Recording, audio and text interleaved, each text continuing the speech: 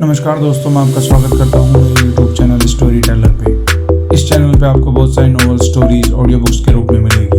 तो दोस्तों, आज मैं सुनाने वाला हूँ आपको एक कहानी जिसका नाम है रेलगाड़ी का साथी। तो चलते हैं कहानी की तरफ। ट्रेन स्टेशन पे आके रुक चुकी थी। सावन के महीने में बारिश की वजह से स्टेशन का फर्श थोड़ा गीला था और हर जगह पानी भरा था।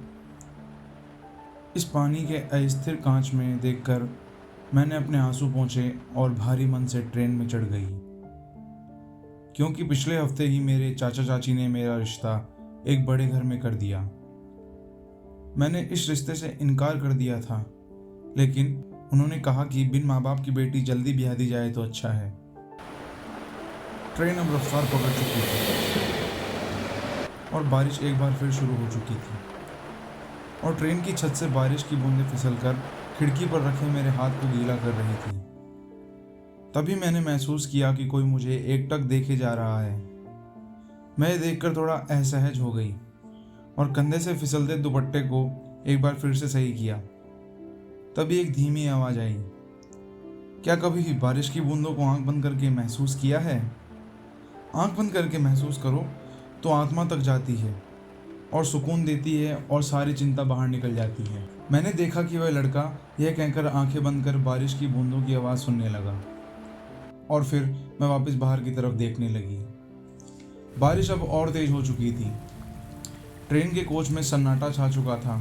तभी उस सन्नाटे को चीरती हुई एक कड़क आवाज़ आई, टिकट टिकट। वहाँ टीटी आ चुका था और सबके टिकट चेक कर रहा था। मेरा टिकट चेक करने के बाद उस टीटी ने उस लड़के का टिकट मांगा। टीटी के जोर से बोलने पर उसने हड़बड़ाकर अचानक आंखें खोली और टिकट ढूंढने लगा। उसने अपनी जीन्स और जैकेट जेबों को टटोला और उनमें टिकट न मिलने पर अपने बैग को उठाया और चेन खोलकर सीट पर झट से खाली कर दिया। उसके बैग में बहुत से कपड़े भरे थे और कुछ खिलौने भी थे। तभी उसको उसका टिकट मिल गया और उसने टिकट टीटी को दिखा दिया।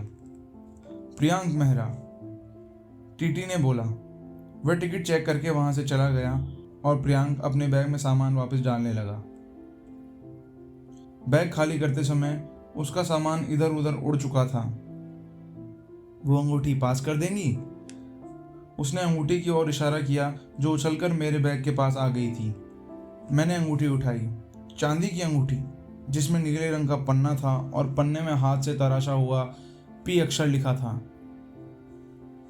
मैंने कुछ पल उस अंगूठी को देखा।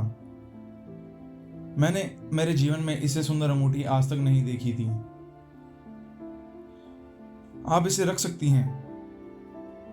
जो चीज पसंद आ जाए उससे रख लेना चाहिए, उसने कहा। लेकिन दूसरों की चीज नहीं रखनी चाहिए। तभी मैंने कहा, अरे आप बोल भी सकती हैं, आपको हिंदी समझ आती है। यह बोलकर वह एकदम से पीछे मुड़ गया। मैंने देखा कि प्रियांक के बगल में बैठी औरत का बच्चा रोने लगा था। बच्चे के हाथ में उसका बैग था, क्योंकि उस बच्चे को उसके बैग में उसके खेलने की चीज मिल गई थी। तभी प्रियांक ने बैग में से कठपुतली निकालकर बच्चे के हाथ में थमा दी। अब बच्चा उस कठपुतली से खेलने लगा। वो शांत सा दिखने वाला लड़का अब बच्चे के साथ बिल्कुल बच्चा बन चुका था। मैं बार बार तिरछी नजरों से उसे देखती और इस बचकानी हरकत के लिए खुद को कोसती, लेकिन थोड़ी ही देर में ये नज़रों की अटखेलियाँ पकड़ी गई। उसकी नज़रों ने मेरी नज़रों को उसकी तरफ देखते हुए देख लिया था।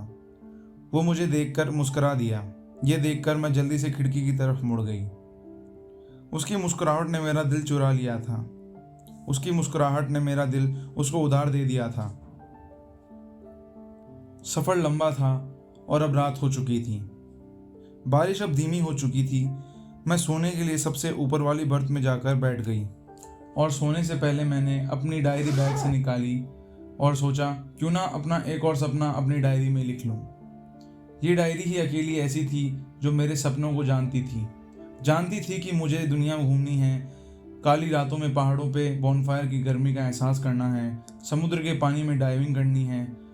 इसलिए मैं ये सब मेरी कलम रूपी जबान से इस डायरी कह देती थी। और मैं कहती भी किसे?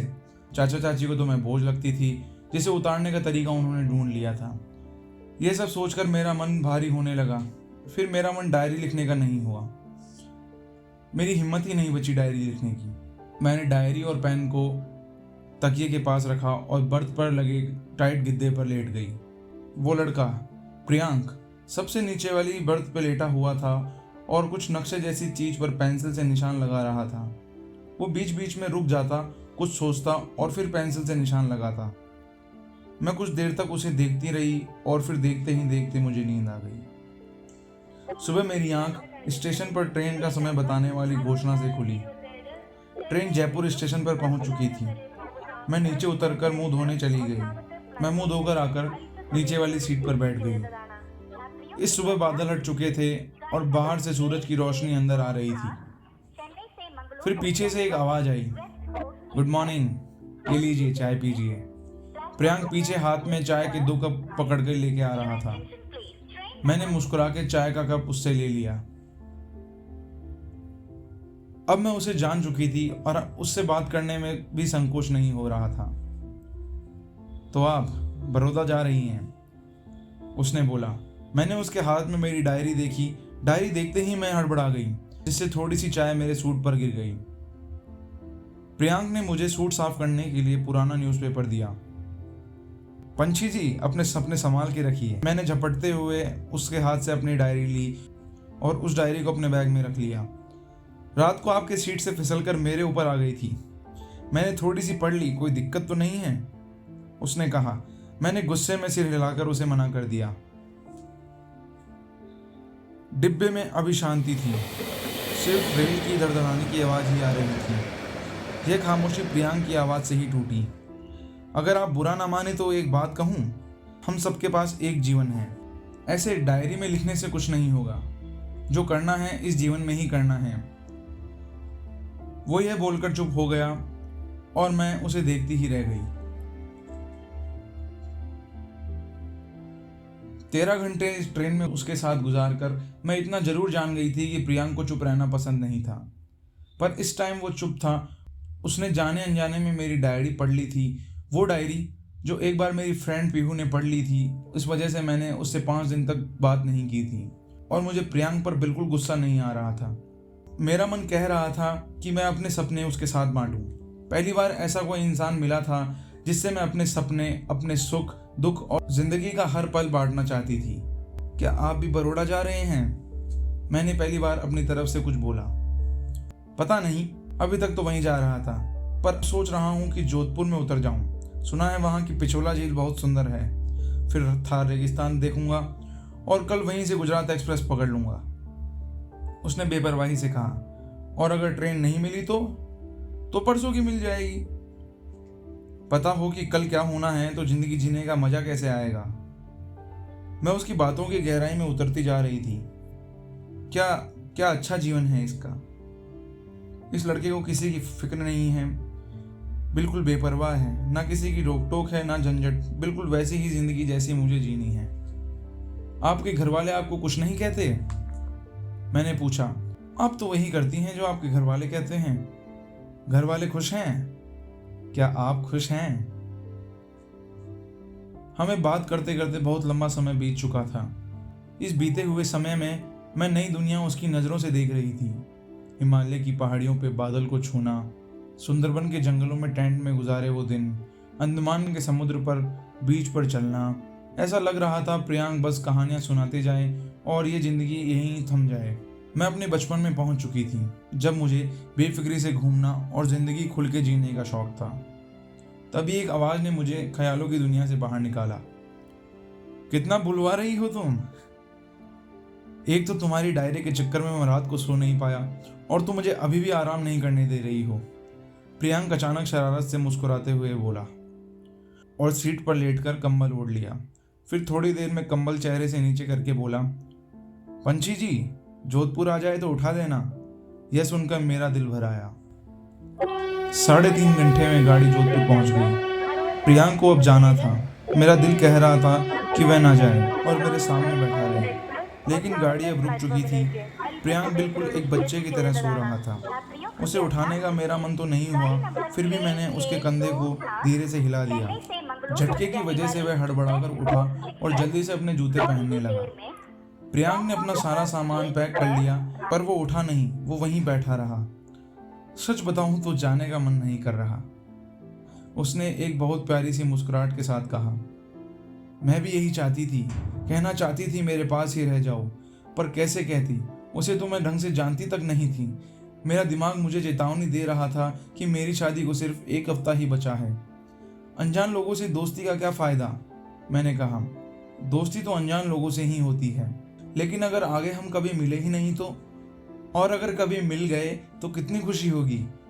और अगर नहीं मिले तो एक दूसरे को याद करके मुस्कुरा तो सकते ही हैं। उसकी इस बात से मैं मुस्कुरा दी। कुछ घंटे पहले मैं भारी मन से इस ट्रेन में बैठी थी, लेकिन अब मेरा मन एकदम हल्का और पंछी की तरह आसमान में उड़ने को हो रहा था। मैं तय कर चुकी थी अब मैं शादी नहीं करूंगी। मैं तय कर चुकी थी मैं मेरी ज़िंदगी के फैसले किसी और या चाचा चाची को नहीं लेने दूंगी। मैं तय कर चुकी थी मैं अब ज़िंदगी काटूंगी नहीं, मैं ज़िंदगी जीऊंगी। प्रियांक ने अपना बैग उठाया और वह सीट से उठ खड़ा हुआ। जाते जाते वह रुका और मुड़कर मुझे कसकर गले लगा लिया और अपने पैरों पर झुककर चांदी की पन्ने वाली अंगूठी मेरे उंगली में पहना दी। तभी ट्रेन आगे बढ़ने लगी और प्रियांक जल्दी से ट्रेन से उतर गया। मैं ट्रेन के गेट से उसको जाते देखती रही, एक आखिरी बार उसकी आंखों में देखने की उम्मीद करती रही। ट्रेन धीरे धीरे तेज हो रही थी, पर उसने मुड़कर नहीं देखा। थोड़ी देर में वह मेरी आंखों से ओझल हो गया। मेरी आंखें भर आई थी और मेरे आंसू मेरी आंखों से बारिश की बूंदों के जैसे बहते हुए हाथों पर गिरने लगे।